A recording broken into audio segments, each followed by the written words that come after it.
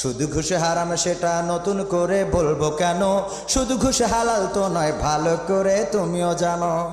সুদের টাকায় আজকে তুমি করছো বাড়ি করছো ঘর, কি জবাব দেবে সেদিন যাবে যেদিন কবর ঘর। সুদের টাকায় আজকে তুমি করছো বাড়ি করছো ঘর, কি জবাব দেবে সেদিন যাবে যেদিন কবর ঘর। থাকতে সময় হও হুঁশিয়ার, থাকতে সময় হও হুঁশিয়ার, রবের হুকুম তুমি মানো, শুধু ঘুষে হালাল তো নয় ভালো করে তুমিও জানো। নামাজ ফরজ সেটা নতুন করে বলবো কেন, নামাজ দিনের খুঁটি ভালো করে তুমিও জানো। আজান হলে কেন তুমি চায়ের ঘরে থাকো বসে, কি জবাব দেবে সেদিন যাবে যেদিন কবর দেশে। আজান হলে কেন তুমি চায়ের ঘরে থাকো বসে, কি জবাব দেবে সেদিন যাবে যেদিন কবর দেশে। না পড়িলে নামাজ কালাম, না পড়িলে নামাজ কালাম, শাস্তি কঠিন তাও তো মানো, নামাজ দিনের খুঁটি ভালো করে তুমিও জানো। রোজা ফরজ সেটা নতুন করে বলবো কেন, রোজাও দিনের খুঁটি ভালো করে তুমিও জানো। রমজান এলে পরে চুরি করে আহার করো, খাবার ওটা তো নয় পায়খানাতে পেটটা ভরো। কি রোজার মাসে চুরি করে খাওয়া লোক আছে না নাই? পদ্মা করে খায় চার দোকানগুলো রে বাবা, ওদের কি ফেরা তো চার দোকান তো ভালোই চলছিল, এরম ঘিরে দিছিস কেন, কাস্টমার আসতে দিস না নাকি? কয় না ওই রোজার মাসে সরাসরি খালি গুনাহ হয়, রোজার মাসে নাই সরাসরি অন্য রোজাদারদের দেখাই খালি নাকি গুনাহ হয়। কত বড় আল্লাহর ওলি! হ্যাঁ, এসব আল্লাহর ওলি হইল মসজিদে বসে একজন পায়খানা ফেলছে আর একজন যেই গন্ধ পেয়েতে ওখানে স্যাপ ফেলাইছে, ও যে পায়খানা ফেলছে ও বলছে এই আল্লাহর ঘরে স্যাপ ফেলালি তুই কোন মুখী? হ্যাঁ, ও কষ্ট এটা কি? তো আমাদের অবস্থা হইলো ওইটা যে খাতি দিচ্ছে তাও হাদিস মাইনে বলছে, শুনেছি হুজুরগের মুখী যে রোজাদারকে সামনে খালি বিশাল গুনাহ হয়, এই জন্য পর্দা করে দিয়েছি, যারা খাবি তারা পর্দার মধ্যে খাওয়া, অন্তত গুনার থেকে বেশি থাক। ওরে আল্লাহর ওলি, ওর ওয়াজ করতে দিতে হবে। রমজান এলে পরে চুরি করে আহার করো, খাবার ওটা তো নয় পায়খানাতে পেটটা ভরো।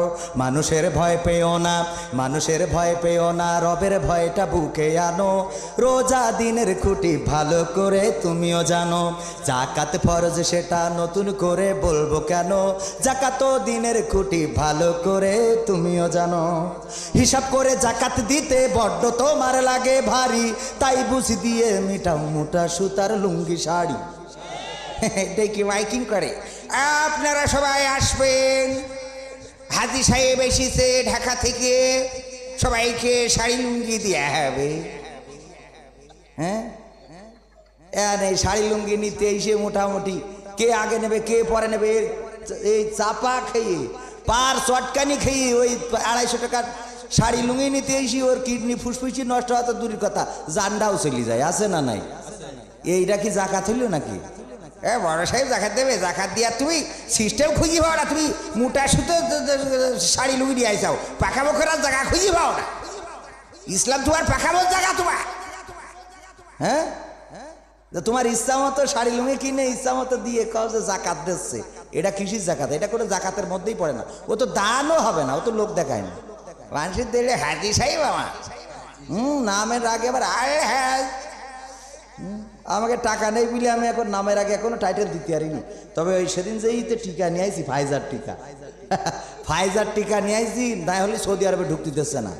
ওই যে গড় যে টিকাটা, ওই টিকাটা সৌদি আরব আর কুয়েত বলছে এই টিকাটা আমরা মানিনে মানবো না, ওই তাই ওদের জন্য বিদেশে 2 দেশে জাতি হলে আলাদা স্পেশাল টিকা লাগবে।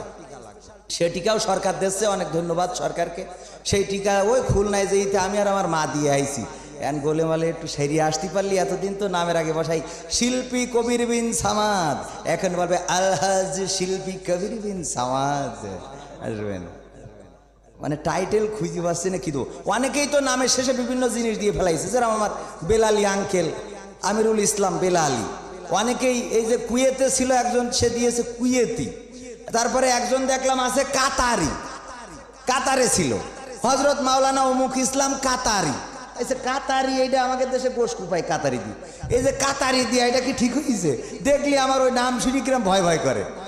তারপরে আরো আছে এই যে এই উমাইনি, তারপরে একটা আছে এই যে ঝড়ের কি একটা আছে তুফানি, দেখুন এই তুফানের শুনলেই ভয় লাগে। আর এ যদি তুফানই হয়ে যায়, আগে যাক জিহাদি মেয়াদি দিছিল এখানে ঠিক আছে, সে দিতে আমাদের গায়ে চলে গেছে। আমি কলাম যে ওই উগান্ডায় জাতি কোনো ভিসা লাগে না, কারণ এক একজন বিভিন্ন দেশে মাদানি আজহারি তারপরে মিশরি এভাবে দেশছে।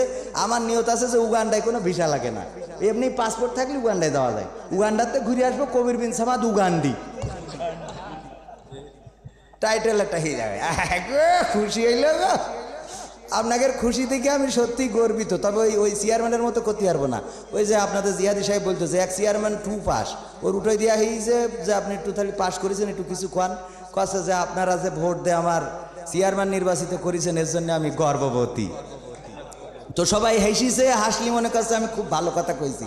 তা বলছে আপনারা যে আমার কথায় খুশি হয়েছেন এই জন্যে আমি দ্বিতীয়বারের মতো আবারও গর্ববতী।